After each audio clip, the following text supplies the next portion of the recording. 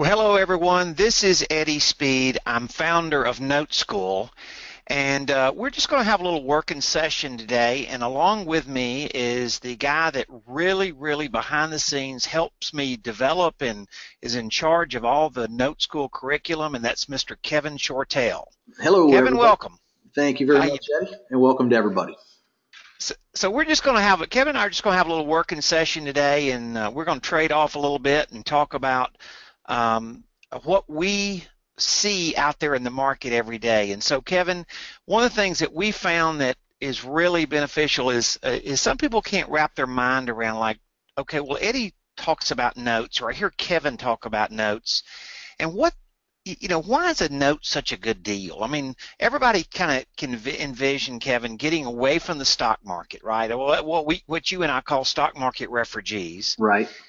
And they can relate, owning a rent house, but they can't relate to when we refer sometimes, Kevin, to being the bank. So Kevin and I thought it would be a good idea just to put something out there and just say, what the heck is being the bank? And so this is a good lady that we've gotten to know very well. Her name is Lisa Hokanson, and she lives out in the Bay Area in California.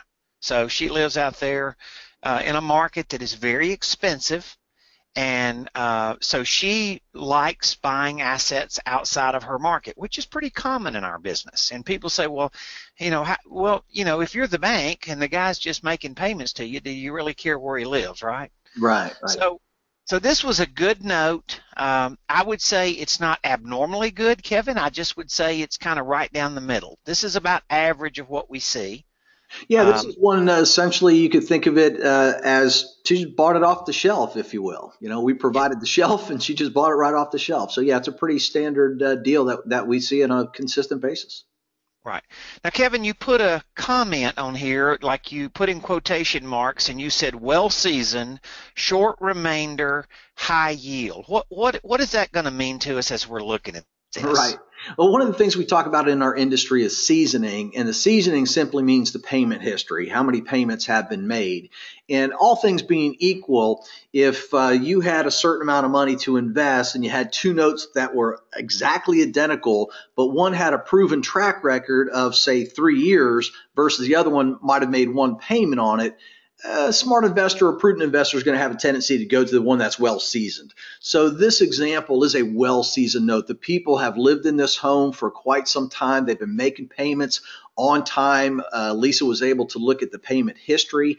In fact, they've made payments for so long that the remainder on the back end is where I said short remainder. What I'm referring to is this is not a long-term payout on this note. This is a relatively short payout on this because they've had so many payments on the front part of this note. I believe in this example, they're about right at the midway point. They've made about half the payments on this note. So it's got a short-term remainder versus a longer term, which we certainly see. But you'll also see that the yield on this compared to anything is exceptional. I think people would see, but once again, you and I, that's pretty common. But to people outside of this industry and who are in the know, if you will, this yield's going to look exceptionally high. And the fact of the matter, it isn't exceptionally high what we see on a regular basis, but it's also secured, and that's going to be a big deal as well. Yeah. So yield, when I found, Kevin, you talk to somebody that's not in our business or deeply involved in our business, we say yield, their eyes glaze over a little bit. Yield is just simply the interest on your investment. That's all that it is. Right. So if you're kind of connecting the dots here, we'll use sometimes yield or rate of return or something. And all that simply means is, Kevin, if I could go to the bank and tell them the rate that I want them to pay me on a CD, then my yield on the CD or my interest that I earn on my investment or my rate of return, it's all really the same thing, right? Isn't that the same words? Yeah, in today's world, you're probably getting a whopping 1%, 0.5% would be your annual yield. Yeah, I got you. From the CD. What if I could go to the bank and tell them I want them to pay me more than a 10% return? You could ask, I suppose, right? All right. Well, there's a reason you put high yield to Yeah. start this conversation because she earns more than a 10% return per year on her investment. Yeah, with the CD, you're getting security, right? We know that it's a secured investment, but you're not getting high yield. And I think what they'll see on this example here is you can get both. You can get high yield along with security. Yeah. All right, Kevin, let's move on here, bud. Okay. So one of the things that we like to do is so this was a seller finance transaction. And so specifically, they sold this property in what is referred to as a land contract. And a land contract is just one of two methods that you can use when you seller finance a property. It's basically how it's papered. And we're not going to get too wrapped around the axle on that today, Kevin, but that is specifically, this was a land contract. And people say, why would you do a land contract? And in the case of a default, it's an easier foreclosure process. So that's why if you were selling the property, you would choose to sell it on a land contract. We're not going to get too detailed into that in this case study, but that is a hidden advantage if, God forbid, they defaulted. Yeah, Now, really, here's the good. it Go combines. I'm ahead. sorry, it combines really the promise to pay, the note, if you will, with the security agreement. That's really in a nutshell what it does. It's just combining those two documents, and in the seller finance world, it's a pretty popular way to do it. Yeah. Now, this customer, and we'll see how long they've paid here in a minute, but they've paid about 4 years, I think, is the math what it's going to be. So they only owe $12,000 on their house. And you'll see a picture of the house here in a minute. It's not a piece of junk. It's a nice house.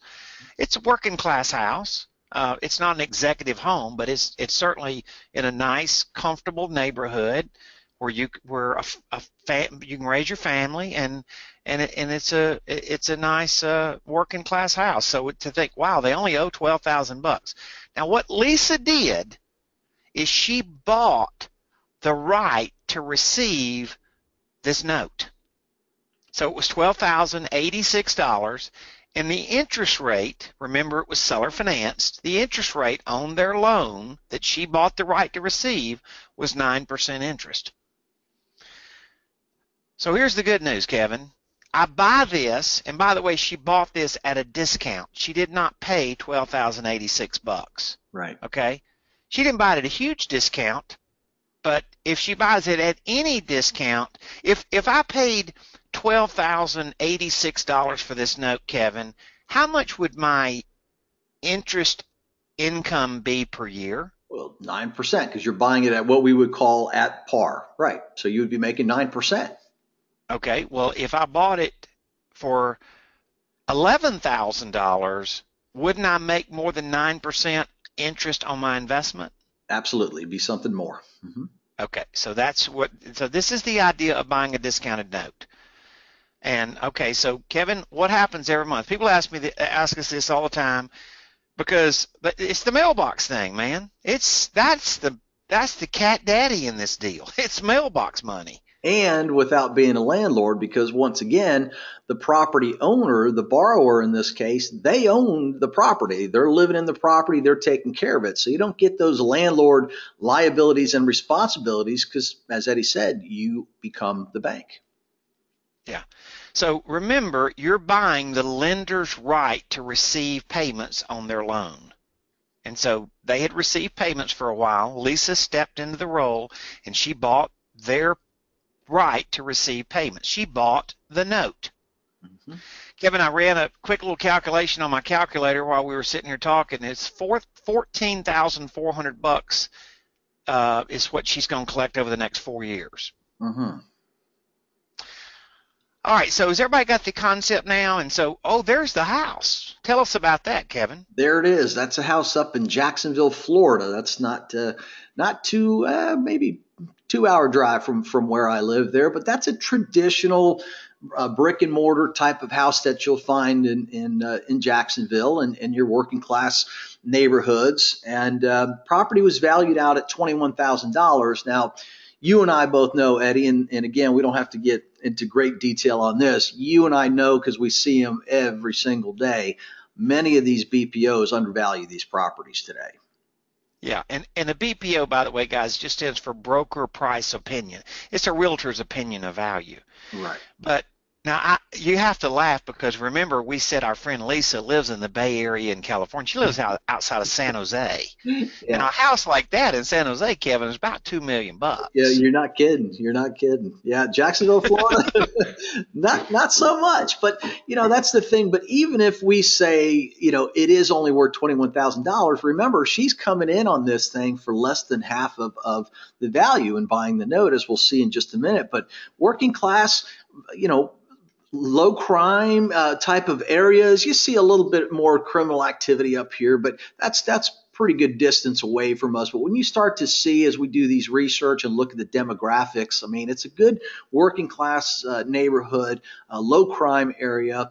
And look at the rental rates in that area as well. It's another Good thing grief. we've seen where, you have a property. Can you imagine, even if you bought this property at $21,000 and you were able to rent it for that, it's a strong rent. In fact, what's going to happen is the monthly payment on this note, if I recall, was about $300 a month plus taxes, puts them up to about $445 a month.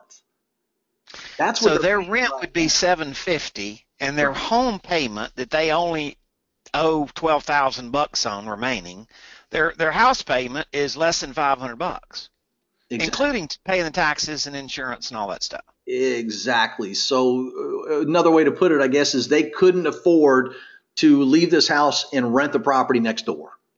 They Yeah. would essentially be adding $300-400 to their pay, and they wouldn't own a home. So they're motivated to continue to make this payment. I mean, heck, they've already proven they've made the payments for just over 4 years, and they've got about 4 years to go. They can't, it's a much better deal, much highly more motivated for them to stay in and make those payments and try to move out and go somewhere else. So it's got a So solid. what you did, Kevin, is you put together some due diligence. You just put together some quick due diligence. The little chart on the left come from Trulia, right? That's their That's crime correct. report. Mm-hmm. You found it on the internet. How much you pay for that, Kevin? That's all free. Okay. So you found the crime report. Green is all good, right? Correct. And it's just in the green zone. So there's some other areas down the street, or I don't know if there's a mall down there, or maybe looks like they're out hanging out by the river. I don't know what they're doing, but this is a safe area. I mean, and we know that by the Trulia crime report. And then on the right, you just went to a website and found out what the rent is, And right? this is also free, and I like the way they put their data out here, Eddie, which is this result here showing that on average rent is $742 for the 3-bedroom house like this is. This is based upon 34 other 3-bedroom rentals within less than a mile of this Oh, wow. property. That's strong data. This thing Yeah. will rent all day long in that range. Okay, so I'm got Lisa's hat on for a minute. You've Right. kind of helped me see the due diligence. There's a realtor evaluation for 21 grand, and we won't get into all the details of that today, but that's too cheap, right? And I know why the realtor did it. The realtor did it because all the sales, there weren't conventional financing on this price range of house. They were all cash sales. Right. So if you sold this house with owner financing, you could sell it where they could own versus rent, probably for a payment closer to $750 if you did it again, than the $300 they're paying now. Mm-hmm. But she bought this lender's position in the deal, and the lender had a owner finance note, and they're owed $12,000 on this house in this neighborhood with this rentable value. Now let's progress and continue on with the due diligence and see where this takes us. Exactly. So here's kind of the term sheet, Kevin. So kind of go down through what all these things tell us. Yeah, these are the hard numbers here. So we already established this was done through a land contract. It sold in January 2011, and normally you make the first payment on the following month, so nothing strange there. Sales price was $23,680. The folks living in the home put $3,296 down. That left a balance, obviously, of $20,384. The property buyer and the property seller agreed upon the terms of the note, which was 95 months and payback period, if you will, at 9% interest. And when you run the math on that, it shows you that the amount of that monthly payment that goes towards principal and interest, which is what we're buying, right? Which is what in this case Lisa's buying, and the taxes and insurance, and is $145. So together their monthly payment is $445. They've paid down all the way down. They've reduced this principal balance from the original $20,384. They've got it all the way down to $12,086 because they've been making payments for 47 months, and there's 48 months remaining. So this is as you said early in your presentation, this is a really seasoned note. Seasoning meaning that they have a long pay history established before Lisa even bought it. Right. And I don't know what you consider safe. I can tell you, Kevin, in my career, I've bought over 30,000 notes like this, and I can tell you that you can put into the safe zone. If green is safe, I'm green on this one. Yeah, no question. I'm good to go. Yeah, no question. And the odds of these folks defaulting or moving to rent somewhere, it doesn't make sense to do this. And by the way, Lisa sees all of this information before she buys the note. It's a part of the let's call it a package of due diligence files that she can go through to establish all of this. So these things are not numbers that she finds out later. These are things that she researched ahead of time. Absolutely.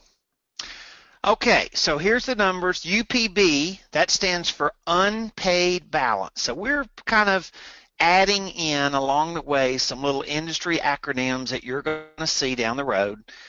Unpaid balance, that's the principal amount they owe, is $12,086. 9% means that it's the note, this debt that she's buying is 9% interest per year. So it's a higher interest rate than bank financing because it's owner financing and that type of thing. Remember they've already made about 4 years worth of payments, and there's about 4 years left. So this thing is not very long term. That's right. The monthly payment, principal and interest, is $300 a month. Oh, now she bought the note at a discount. She paid $10,500. So she didn't buy this deal at a gigantic discount, Kevin, but it's a cookie cutter deal, and but look at her return. For $10,500 investment, she's earning 16.5% interest on her investment per year. Now, what if you went to the bank? Roll up in there with a $10,000 bill at your bank today, Kevin, and tell them you want to earn 16.5% return. Yeah, you want to buy essentially. This is let's say a 4-year CD. So you want to go to a bank and say, "Here's 10,000. I want a 4-year CD," and like that to be at 16.5%. I mean, they're just gonna go, "Huh? What? You found the?" Nah, it's just not real. Obviously that's not going to happen at a bank here. But again, you're right. The discount doesn't look that great, but because of the term on this, and the quicker payback, just that bit of a discount took her from a 9% return up to 16.5% return. So and this doesn't always work because we're dealing with interest per year, and the longer it paid, and so there's some math that you kind of have to get a little deeper into than we're necessarily doing today. But Kevin, here's the short answer. Okay, it took her 35 months to get her money back. Right. And then she earns 13 payments for free. For that's what she earned. Now per year, that is as if she made a hard money loan and is earning 16.5% interest secured by that property, right? Absolutely. Same math, but the bottom line is and once again, she would earn more money over time if she bought a longer term note. So a longer term note typically has a little more of a discount in it, but obviously, she bought this note and that's all that was remaining. So there you go. Right. And then you think in terms of safety. I mean, how safe is she in this deal? Well, she's got $10,500 in a property. God forbid they're paying. God forbid down the road they defaulted, which means she's going to have less money in it because she's gotten her payment every month.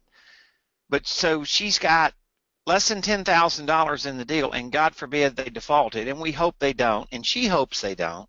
But if they did, its rentable value is $750 a month. I tell Kevin, I tell people the best deal is when you don't need a calculator. We all like running numbers, and I call it country club bragging rights, right? The yield and what I earn and, that kind of thing. But the truth of the matter is, after a whole bunch of years of you and I doing this, Kevin, we've learned the really best deals is when you don't need a calculator, and you don't need a calculator on this one. Absolutely. And the other big benefit on this one, of course, you and I know Lisa well from working with her over the years, and she has a son, and her son is in the business also, helps her out in doing research and putting Yep. some. He's in high school. Yeah, high school student, and because he is earning money in her business, of course, that means that he can open up an IRA. And in fact, the real buyer on this one, and I should probably change that verbiage there, she didn't put this in her son's IRA. Her son's IRA actually bought this note, and that's where they funded it. Yeah, so we keep referring to Lisa buying it. Lisa's son's self-directed retirement account bought it. And I can tell you, a lot of people know I have 3 kids. If you pay attention to Note School very much, it's not uncommon that you see I have 3 kids, and all my kids are like your son, Kevin. We're all actively investing in their helping them invest in their self-directed retirement account. And what better vehicle could you do than this? So actually, we refer to Lisa buying this note, and it actually was Lisa's son's IRA that made the investment. But Lisa helped him facilitate that process. She didn't make a fee for it. She can't make a fee for it. Mm-hmm. But gosh, what a good deal to say, hey, instead of me being in the risky stock market or being in the no interest paying bank today, I can be the bank, earn a very good return on my investment, and be in a safe deal. And that's why we thought. And Kevin, there's untold hundreds of stories like this. But I appreciate you pulling this together. It makes a very good, simple example to kind of people look over the fence and see what our business looks like. Miss Lisa, you're not with us today, but we so appreciate your being willing to share with us and share this story. And I can tell you that you're an inspiration to those that haven't bought their first note yet. So, Kevin, let's wrap it up. All right, sounds good. I think there's a lot of key things in this one here where you don't need hundreds of thousands or tens of thousands of dollars to get started in this. You can utilize retirement accounts for this. And once again, you can end up purchasing these high yielding yet very secure investments when you learn how to buy the right way. No question about it. Yep. Okay, Mr. Kevin, thank you. Appreciate you putting this together for us, and hope this was helpful to everybody. We'll look forward to reaching back out to you with another little case study opportunity really soon.